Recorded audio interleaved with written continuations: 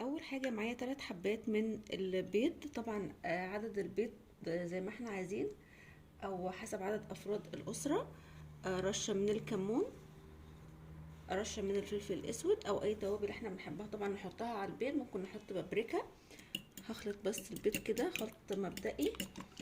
هنا بقى معايا حبايه صغيره من البصل او نص حبايه كبيره، فلفل اخضر، احمر واصفر، معلقتين بقى كبار كده من الحليب بيدي طعم حلو قوي كده، رشه كمان من الملح. دلوقتي طاسه على النار احط فيها مكعبين زبده ومعلقه كده من الزيت النباتي.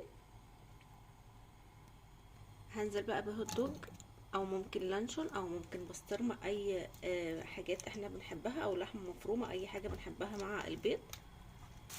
دلوقتي النقانق بتاعتي اتحمرت، اخدت اللون الحلو ده وكمان الريحه تحفه جدا، ريحتها حلوه قوي. دلوقتي بقى هننزل بالبيض. هسوي بس كده النقانق الاول.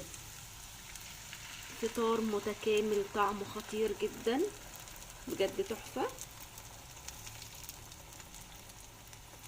دلوقتي وطيت بقى النار خالص وهغطي على البيض بتاعي، وكده البيض بقى جاهز معانا، استوى من تحت وكمان من فوق لما غطيته. رشه بقى كده بسيطه من البابريكا ودي اختياري. وبكده البيض بتاعنا بقى جاهز، احلى فطار في الدنيا. يلا بقى جهزوا احلى فطار.